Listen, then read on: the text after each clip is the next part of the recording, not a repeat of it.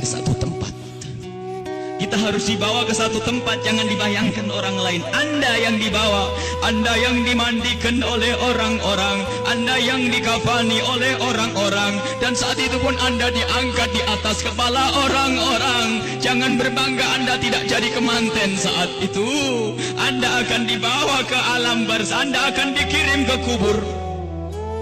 Sadarlah saat itu Anda di atas kepala manusia dan hanya Anda mendengar suara yang indah jika Anda ahli iman.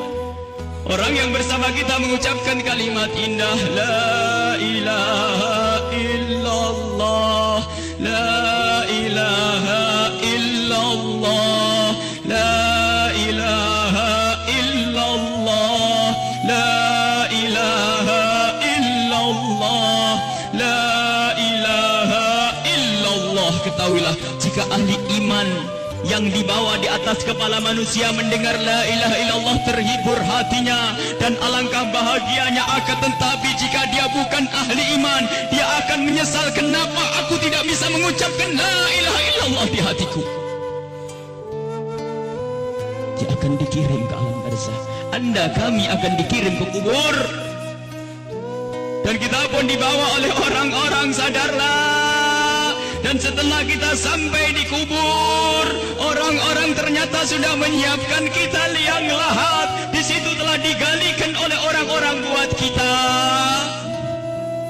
Dan tidak lama kemudian orang ada yang memeluk kita, ada yang merangkul kita, dan itu ternyata rangkulan untuk melepaskan kita di kubur. Kita akan dibawa, dimasukkan ke kubur dengan pelan. Dan dimasukkan ke kubur dengan pelan. Mana kasur empuk yang pernah kita bangga-banggakan? Mana mobil mewah yang kita bangga-banggakan? Mana rumah megah yang kita bangga-banggakan itu? Jika ada yang berpesan kepada anak istrinya, tolong bawakan aku bantal yang empuk, tidak akan dibawakan, karena itu bukan milik Anda lagi. Anda tidak berhak lagi memiliki itu semua. Dan yang akan Anda bawa justru yang pernah Anda berikan di saat Anda hidup, bukan yang Anda simpan. Anda akan masuk liang lahat. Sadarilah ini. Anda akan masuk liang lahat. Dan wajah yang di saat Anda dicaci orang marah, di saat Anda diejek orang marah karena Anda merasa dihinakan, ketahuilah wajah yang Anda sombongkan saat itu ternyata harus ditarik kainnya dan ditempelkan ke bumi, tanah asal kita. Ditempelkan kita ke bumi.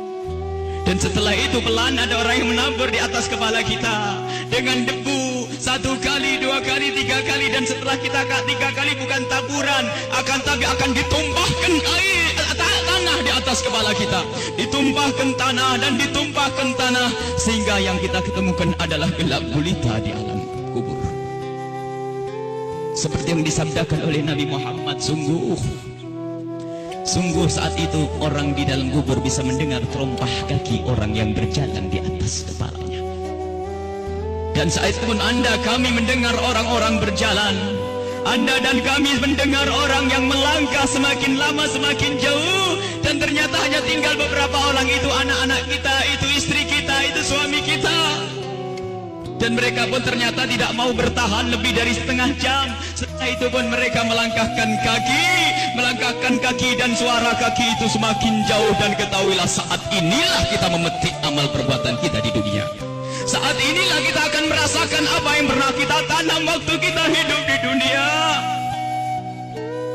Anda ahli salat, Anda ahli ibadah, ketahuilah sebelum kedatangan malaikat mungkar nakir, ternyata Anda banyak yang menziarahi Anda, banyak yang datang. Ada yang mengucapkan salam, Assalamualaikum. Anda menjawab, Waalaikumsalam, siapa engkau? Suara itu menjawab, aku adalah solat malammu dulu. Ada lagi yang datang mengucapkan salam, Assalamualaikum. Lalu Anda menjawab, Waalaikumsalam, siapa engkau? Aku adalah sedekahmu dulu. Assalamualaikum. Lalu Anda menjawab, Waalaikumsalam, siapa engkau? Dia menjawab bahasanya, aku adalah kemaksiatan yang pernah engkau tinggal. Aku adalah baktimu kepada orang tuamu. Aku, amal-amal soleh ternyata pada berdatangan. Amal-amal soleh berdatangan menemani Anda. bersama Anda saat itu. Dan ketahuilah, Anda tidak akan gentar dan tidak akan takut di saat berhadapan dengan makhluk Allah yang bernama malaikat Munkar dan Nakir. Anda tidak takut lagi saat itu karena Anda ditemani amal-amal baik. Maka di saat malaikat Munkar Nakir datang, Anda pun tidak bergetar, Anda pun tidak gentar, Anda tidak takut. Dan saat itu malaikat pun menampilkan sesuatu yang indah. Karena apa? Melihat orang ini ditemani oleh hal-hal yang baik, sehingga ia pun mengucapkan salam dengan syahdu, mengucapkan salam dengan penuh keindahan, lalu berkata, Man Rabbuk wa man nabiyuk, dan begitu seterusnya. Anda, kami akan ditanya siapa Tuhanmu, siapa nabimu. Karena di hati Anda ada iman, hati Anda ada cinta kepada Allah dan Rasulnya, di hati Anda ada cinta kepada ulama-ulama Allah. Maka sesungguhnya saat itu lindah Anda akan mengucap begitu mudah. Anda akan menjawab dan menjawab dan menjawab. Dan setelah selesai pertanyaan ini, dan inilah akhir daripada ujian kita dari alam dunia menuju alam barzah. Di alam barzah adalah alam perpindahan dari alam dunia ke alam akhirat nanti. Maka ini adalah alam akhir ujian, dan setelah itu kalau lulus mendapatkan surga, kalau tidak lulus dia mendapatkan siksa. Setelah malaikat bertanya dan lulus, Anda ditanya, dipanggil malaikat rahmat, malaikat pemberi nikmat.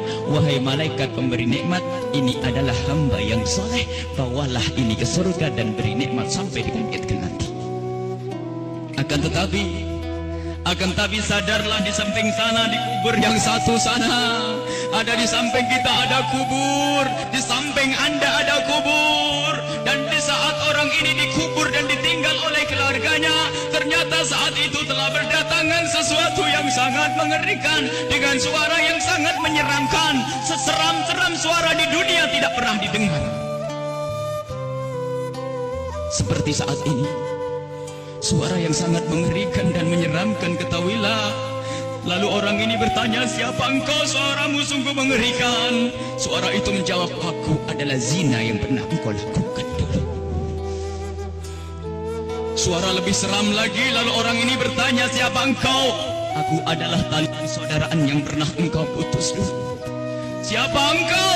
Aku adalah salat yang pernah engkau tinggal. Siapa engkau? Aku adalah durhakaku kepada suamiku. Siapa engkau? Aku adalah tempelengan kepada istrimu. Siapa engkau? Aku adalah dusta, dan seterusnya dan seterusnya.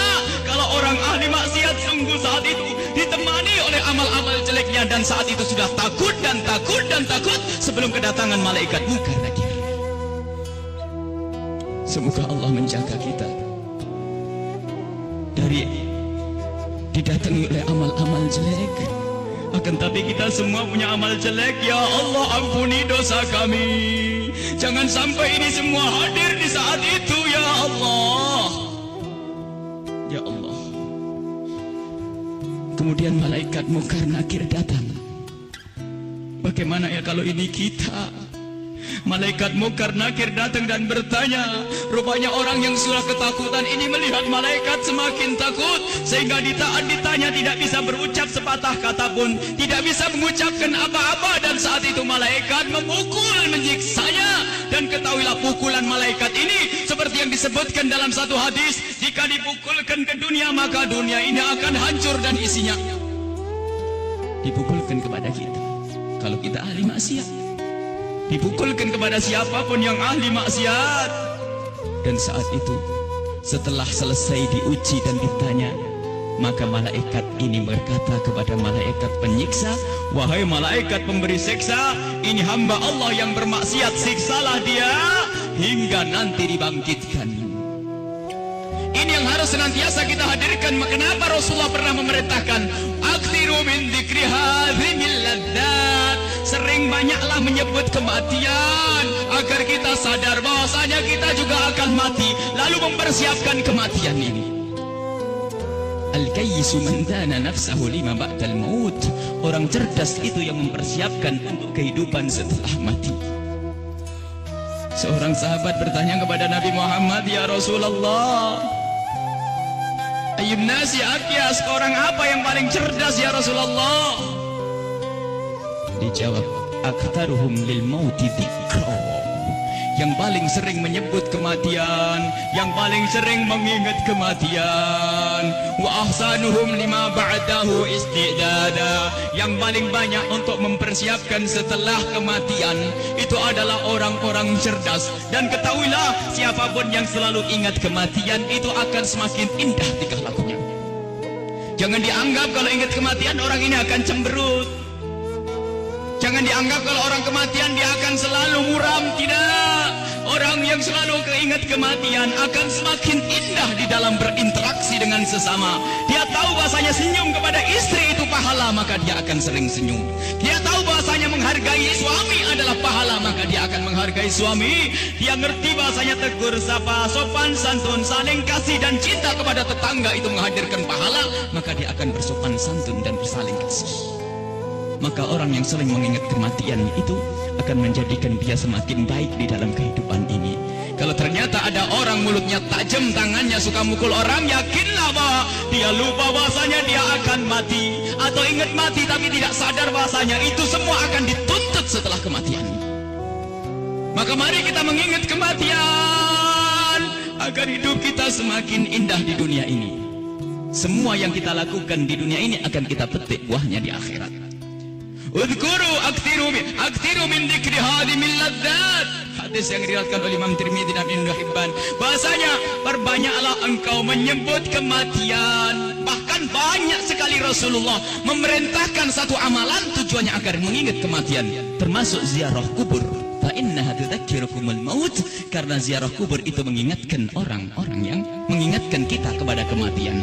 Menyebut orang yang telah mendahului kita dalam iman, mengingatkan kita kepada kematian. Membaca manaqibnya orang-orang saleh itu juga mengantarkan kita agar ingat kematian. Bisakah kita menyusul kepada Imam Syekh Abdul Qadir Al-Jailani? Bisakah kita bisa menyusul Syekh Al-Imam Al-Haddad? Bisakah kita menyusul Sayyidina Al-Baqi Al-Muqaddam dan seterusnya? Ingatlah kematian. Bahkan sampai di saat hendak tidur Rasulullah selalu mengingatkan, hendak tidur ingatlah mati. Hendak tidur ingatlah mati. Sehingga disunnahkan kalau orang hendak tidur menghadap ke kiblat sebisa mungkin, lalu meletakkan pipinya di atas telapak kanannya sebisa mungkin. Kalau tidak dibalik, yang penting menghadap kiblat. Dan saat itu jangan lupa untuk membaca zikir. Membaca subhanallah seperti yang diajarkan oleh Rasulullah kepada Sayyidat Fatimah Az-Zahra, membaca subhanallah 33 kali, alhamdulillah 33 kali, Allahu Akbar 33 kali, dan membaca doa-doa yang lainnya hingga mata ini tertutup, tertidur dalam keadaan berzikir. Ketahuilah orang yang tertidur dalam keadaan berzikir, jika ia dibangunkan kembali oleh Allah sepanjang ia tidur, ia mendapatkan nilai pahala. Dan di saat tidak dibangunkan kembali, jika tidak dibangunkan kembali oleh Allah, maka ketahuilah saat itu dia mati dengan husnul khatimah. Husnul khatimah, mati dalam keadaan iman. Maka dari itu, ayo kalau hendak tidur persiapkan untuk mati, karena kita tidak tahu bisa bangun kembali atau tidak kita di saat kita tidur. Apakah bakal dibangunkan lagi oleh Allah atau tidak? Sungguh orang tidur seperti orang mati. Digunjing orang, tidak tahu barangnya diambil, tidak tahu, dan seterusnya. Dia adalah seperti kematian. Maka dari itu kalau hendak tidur persiapkan untuk mati. Jangan sampai kita lelap dalam tidur di saat kita lagi asik mendengar satu lagu, katanya lagu pengantar tidur. Apakah tidak takut jika anak kita lagi mendengar satu lagu pengantar tidur, tak taunya anak kita tidak bangun lagi? Kita tidak tahu ternyata yang didengar adalah hal yang semacam itu. Mau kemana dia nanti? Mau tidur bermaksiat, mau tidur gunjing orang, mau tidur memutus tali persaudaraan. Apakah dia yakin bahasanya besok pagi akan bangun?